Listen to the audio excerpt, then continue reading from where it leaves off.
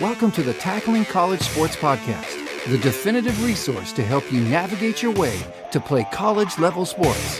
Here are your hosts, Chris Legates and Mark Franco, where they want you, the TCS Nation, to be your best.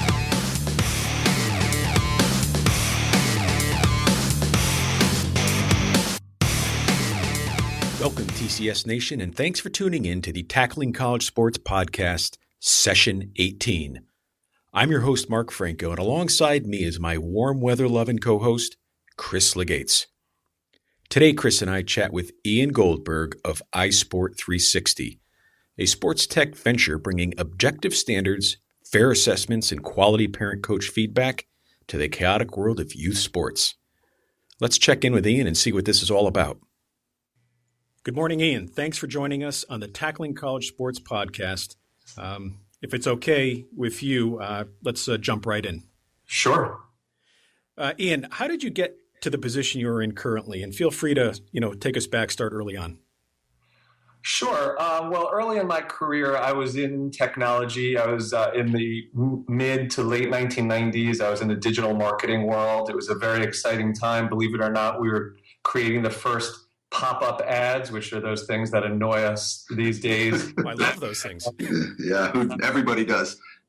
So it's a little embarrassing, but it was also the time of the first e-commerce websites and Amazon's birth. So it was an exciting time. I haven't spent my whole career in technology. However, I knew that I wanted to start a company in technology. And recently, in the last 5 years, I started coaching my two young daughters. One's 11 and one's 6. So I coach them in soccer and basketball. And I felt that there needed to be a tool out there for the very busy coaches and very busy parents to communicate better. So I actually decided to launch my company, iSport 360, about a year ago. And that's what got me here today. Excellent. So basically, you coaching your kids is what prompted you to come up with the concept. What is the ultimate goal with iSport 360? Yeah, well, what I noticed was that for the kids on my team, we would be out on the soccer field, and I know this happens all the time. Parents are yelling one thing from the sidelines. They're cheering, they're yelling instructions to the young kids. And me, as the coach, I was on the other sideline yelling, in some cases, the complete opposite thing. And I love my team parents. They were always very enthusiastic. But I realized it was kind of stressful for the kids. We drive them to the games. As parents, we tell them what we think they should be doing. And then they get to the fields and the coach give them instructions, sometimes different instructions. We drive our kids to their sports tryouts, and we tell them what we think the coaches and evaluators are going to be looking for. And when they get there, we're not quite sure. And I felt like this was kind of becoming stressful for the kids and taking some of the fun out of the game. So what I wanted to do was kind of level the playing field and have parents and coaches have the same expectations and goals for the season, and also have some fair ways to assess the performance of the kids. So rather than parents guessing what the coach thought of their kids' performance, there would actually be a really healthy and productive feedback loop. And that's what iSport 360 does. Interesting. And so I hate this question, but I don't know how else to phrase it. So where do you see iSport 360 in like 3 to 5 years from now? What do you hope to achieve with it? Yeah, well, it's a very, very exciting time right now for companies that are trying to provide technology into the youth sports industry.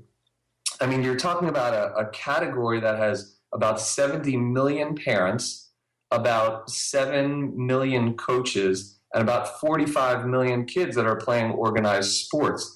However, there is no structure to this industry. There is no consistency from one club to the next in how they run their operation, how they manage their fields, how they pay their refs, how they track the performance of their kids.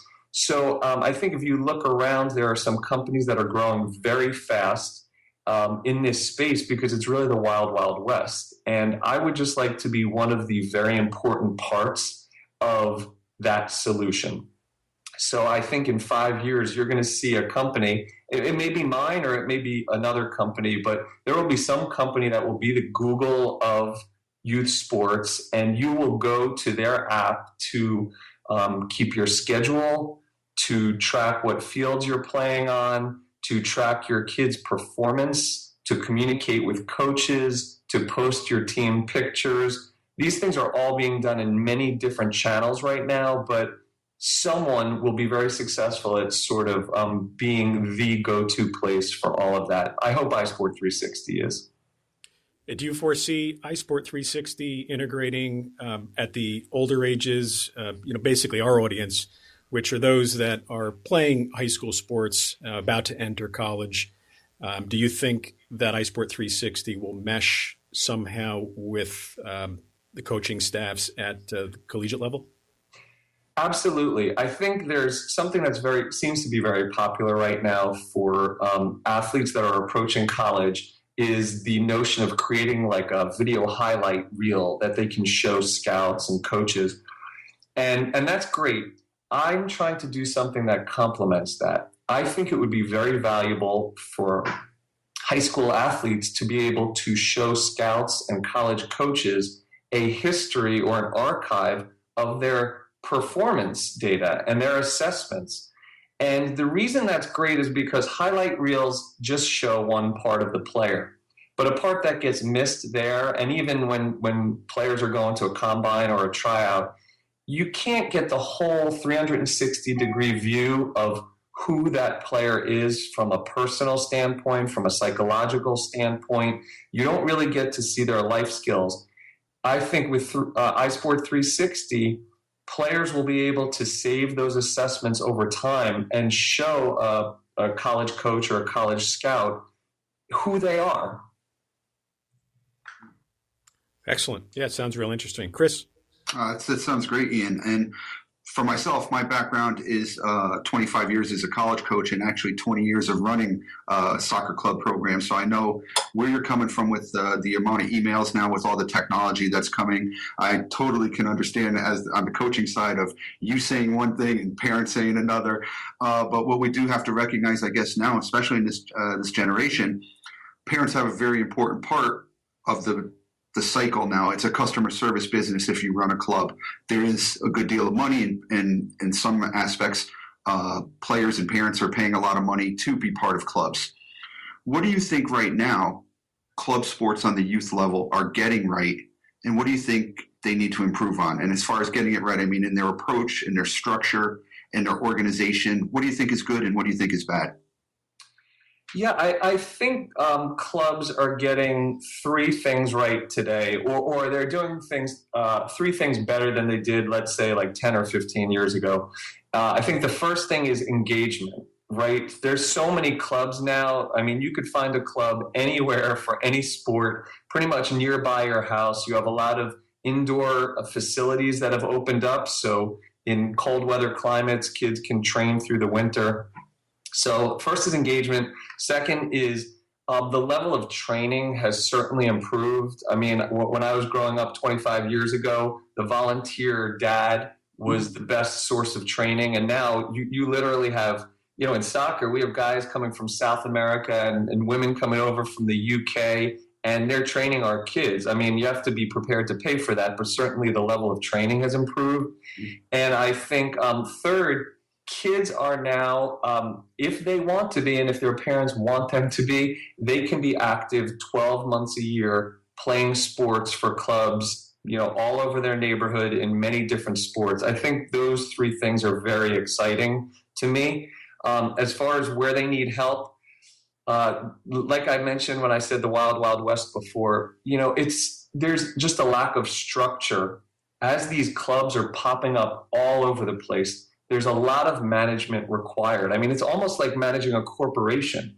If you start a league or you start a club or you start a team, you need to be prepared to manage all the parties involved, manage all the communication, all the payments, all the fundraising efforts. So I think just generally speaking, we need better structure to these clubs and these organizations. And I'm trying to be one important part of that. And is that by creating a good synergy between the club, the coach, and the parent? Absolutely, which goes back to something, you said a couple of minutes ago, how important the parents are in the process. I'm shocked when I go into a club or a training facility where they say parents are not allowed to tell us how to coach. Parents are not part of this process. Parents are not allowed to stay by the fields during our practices. I mean, that's crazy. Parents will be involved no matter what. And it's just a matter of whether you want to make it a productive, collaborative relationship. We had Glenn Crooks on our podcaster. We just recorded with him last Monday. He was a coach at Rutgers and an ODP coach in New Jersey. And he actually said to us, it was a great point that I never thought of. And I'm, again, a club coach at the U17, 18 level. He brought his parents in and actually put them through like a tactical session, like a chalk talk, showed him what the team was trying to accomplish on the field. And I thought that was a great, great idea. Yeah, so I read Glenn Crooks' posts on social media all the time. He has great ideas. He's very innovative. One thing that I felt compelled to blog about just a few weeks ago is, for me, I call it prepping the parents as to what is cheer-worthy and what is not cheer-worthy. Right. So, I mean, especially at the younger ages, every time the kid gets the ball in basketball or soccer, the parents are cheering like crazy. But if you prep them at the beginning of the year by setting some expectations and goals, you can explain to them exactly what is cheer-worthy and what is not cheer-worthy. That's a great point. And piggybacking on your blogs, Ian, the May and June are big tryout months for youth soccer, but also in different sports as well. But in your most recent blog, you spoke of the terror of the tryout season. What do you think clubs, coaches, and parents in all sport tryout atmospheres need to do better to make the tryout process, let's say, a more positive experience for the youth athlete? Well, where should we begin and how much time do we have? Right. I mean, tryouts have been going on in our country for 30, 40 years in soccer and basketball and Little League baseball. And I'm just shocked that we haven't come up with a great formula. So in my mind, to me, it's pretty simple. The first thing you need to do if you're running a tryout is you need to communicate to the people that are going to participate, the players and their parents, what is expected of them and what you will be looking for. So let's call that setting expectations. That way there's really no guesswork, because parents are sitting at the dinner table with their kids and saying, here's what you need to do to get the coach's attention at tryouts. The second thing is, I think you need to fairly evaluate players in a very consistent way. So no matter whether it's a coach who's doing the evaluation or it's an objective third party that you brought in to do the evaluations must be done in a fair, objective, and consistent way, regardless of who's judging. And then the final thing is, I know some towns and clubs struggle with, should we allow the coaches to evaluate the tryouts? They may be biased. Or should we bring in objective third parties? Well, I think it's kind of like our government system of checks and balances. You actually need both. It's good to have outside evaluators come in and watch your kids for 90 minutes or a couple of sessions. However, that's just a snapshot of the player. You do need the coaches and trainers who know them to be the backup to give input, so you can really get a view of the whole player when you're making a decision at tryout time. And how do you view i360 Sports being able to help that process? Well, actually, just a couple of weeks ago, we launched a tryout module on our software platform. So it does exactly what I was just saying, and that's no surprise, no coincidence. What it does is it lets coaches communicate to all the people who signed up for the tryouts, to communicate the 10 most important criteria that he will be looking for or she will be looking for. And it's not just technical skills. It's technical, it's tactical field awareness, it's speed and agility and physical skills, and it's also life skills, which are very hard to observe in a tryout setting, but it's important. That's the first thing the tryout module does. Second thing is it lets the evaluators on the sidelines use their iPad, iPhone to fairly evaluate the players using a very disciplined but simple scoring method. It actually takes 90 seconds to do an assessment on each player. And then finally, it provides a report at the end to the evaluators so they could do a side-by-side comparison of all the scoring they did on each player so they can make those difficult decisions. Wow, it's a really interesting process and sounds exciting as well. Thanks. Mark. Ian, we like to pose this question to most of our guests. Can you go over some of the toughest challenges in your career? And you can certainly use iSport 360 or any other aspect, if you would. Yeah, I think, actually, it's a pretty short answer. I think points of inflection in your career are the hardest, the most challenging time. And, sometimes it's losing a job. I mean, I lost a job in the digital marketing world, and it made me rethink my whole life plan. And up until that point, I was really on a straight line growth path through that industry. And, my point of inflection came when I lost my job just a few weeks after September 11th. And I was working in New York City. And, your first reaction to those points of inflection are you may be depressed, you may be frustrated, you may be confused, and you're thinking, where am I going to go next? And what I learned from a good friend recently is your career is not a straight line growth path. It's going to take you all over the place, and sometimes it's by your own choices, and other times it's, by someone else's choice. But you need to push through those points and turn them into opportunities, and that's what I feel like I've done in my own career. Well said. And before I go back to Chris, I just had a question I thought of as far as the iSport 360 goes, and we can discuss this towards the end of the interview. But I'm just curious from the standpoint, the endpoint user, how do they actually get to use the application? Yep. So we're in the very early stages right now, and the app is not available in the App Store yet. It will be probably, it will certainly be in the App Store this summer. But right now, it's very easy. You just go to the website, which is isport360.com, and you can just start using the app right there. So if you're, for example, a softball coach this spring, there's a button that says softball coaches start here, baseball coaches start here, soccer, basketball. Those are the sports we're handling right now, and we'll be adding more soon. So it's desktop version now, and are you going for iPhone app first? Yeah, well, not to get too technical, but this app, even though it's not available in the App Store, it works on my website, and you can use it on your iPhone. You could use it on your Android device, your iPad. So it's a mobile app. It's just not downloaded from the App Store. Via iTunes. Okay, understood. Okay. Got it. Go ahead, Chris. Ian, as Mark mentioned before, our podcast is geared towards that student athlete that's looking to make that next step and continue their athletic career in college. In one of your recent blogs, you wrote about what makes winners in athletes. Can you elaborate on what those traits are and how they may apply to the student athlete that's looking to take that next step? Sure. Well, I think when we talk about winners, every kid is a winner. I mean, but I blogged that, I put up that blog post because there was a big debate about who should get participation trophies these days, right?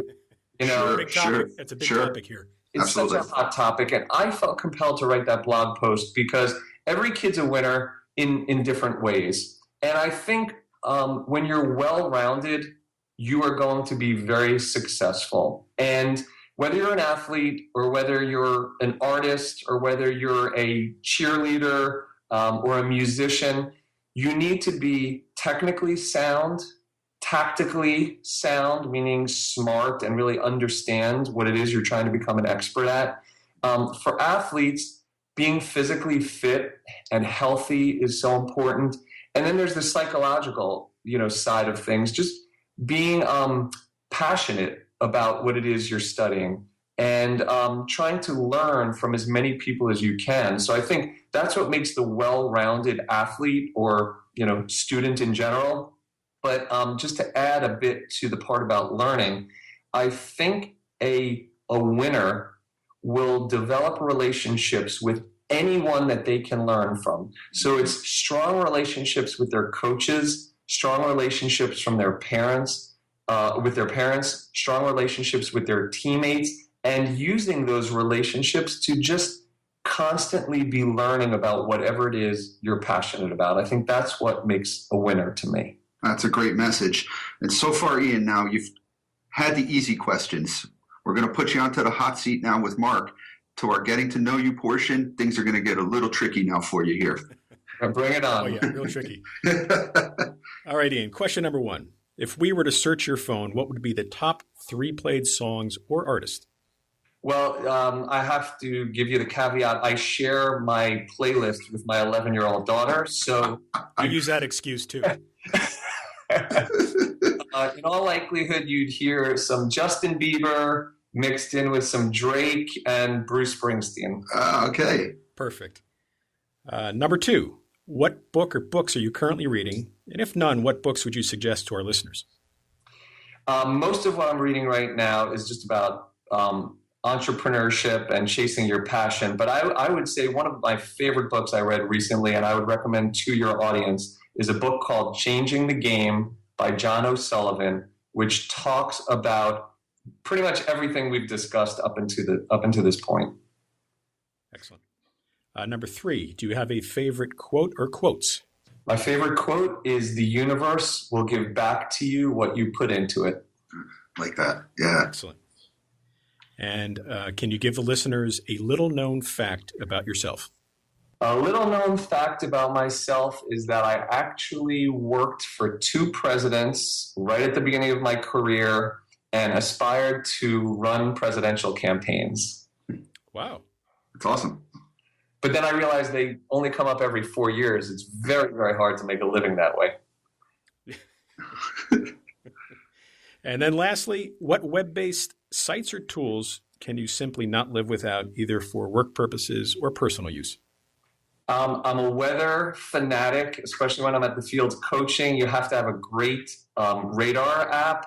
I'm intrigued by Periscope, the streaming video app, although I'm not really sure what to do with it yet. But I'll tell you what, it's great to take your phone out and live stream video your kids at bat, at the plate in a baseball game. And then the last thing is I found a new app called RIFC, which is RIF like Frank, S like Stephen, Y, which uses animated GIFs to communicate in your texts or your emails or your social posts. And I'm obsessed with this thing right now. I only communicate with animated GIFs now. I'll have to check that one out. Periscope is one that we're in the same boat. I sort of stumbled on that, I think, like a week after it came out. Yeah. And, we were away at a tournament, and I was showing the guys, and they couldn't believe, and that app just completely exploded after that. Yeah, we've been hooked on it for, over a year now. And we also don't know what to do with it, though. We said to Crooks when we interviewed him, because he's started using it as well, but we're thinking of perhaps doing it, having a live Periscope while we're doing the podcast. I don't know, it's just something we're toying with. Yeah, sure. And that concludes the Getting to Know You section. Chris, go ahead. Ian, you made it through. How are you? You okay?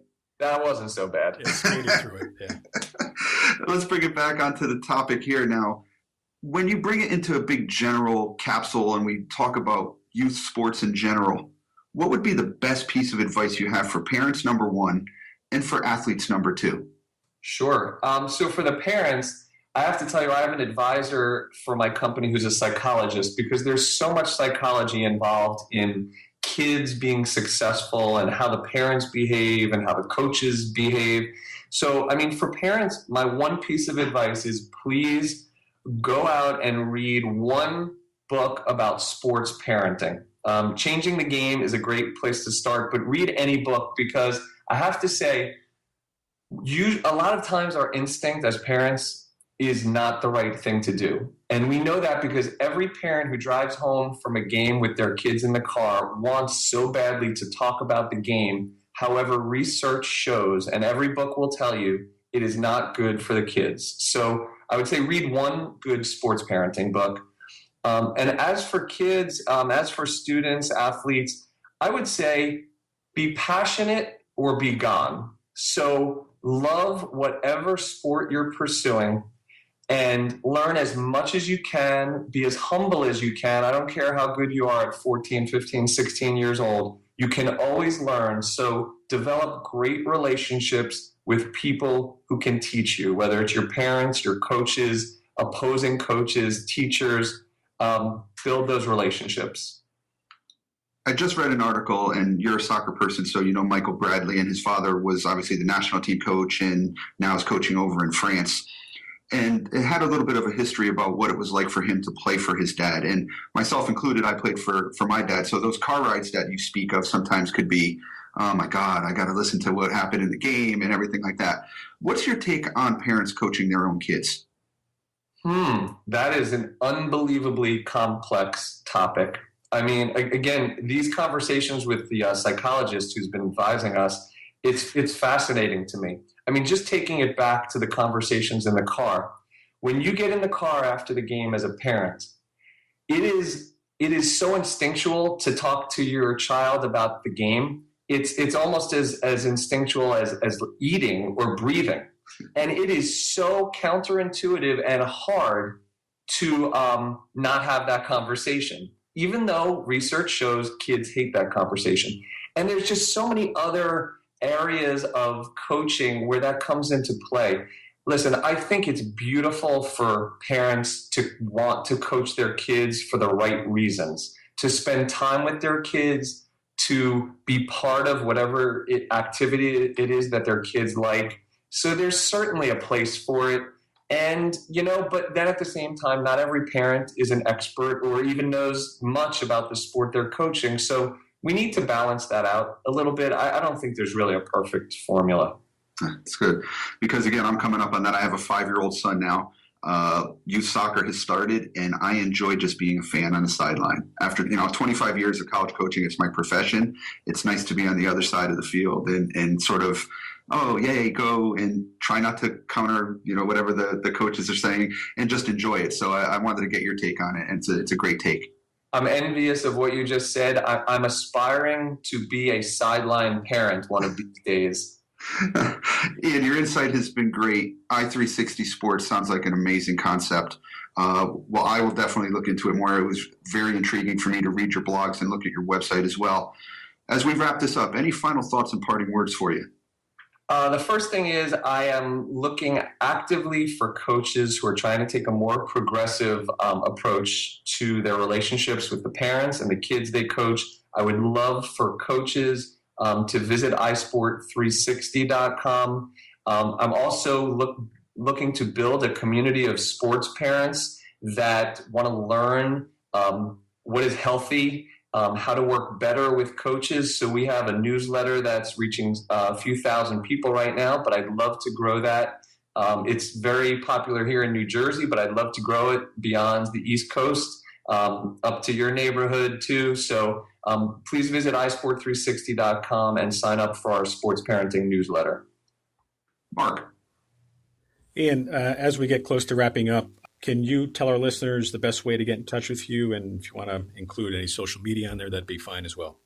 Yeah, absolutely. My email address is ian@isport360.com. We are on Facebook. We are on Twitter. And you can visit our website at isport360.com. Okay. And lastly, anything else that you wish to promote to the audience today? Nothing else to promote other than to say I feel compelled to blog constantly about my experiences in sports and coaching and parenting. So I'd love to come back and talk to you guys anytime. There's so many other topics we can cover together. Sounds great. Ian Goldberg, thanks again. iSport360, appreciate you coming in and sharing the new idea. Looks to us very interesting, and lots of luck with it. Thanks so much, guys. Thanks. And to TCS Nation, just remember you can contact us on the web at tcsnation.com. Make sure you sign up for the Friday 5, a weekly email of 5 items we're interested in or pondering. Email at chris@tcsnation.com. mark@tcsnation.com. Facebook is facebook.com/tacklingcollegesports. Twitter @TCSNation, and Instagram, TCSNation. And until next time, be your best. Be your best. Your college sports future awaits. So join the TCS Nation and be your best.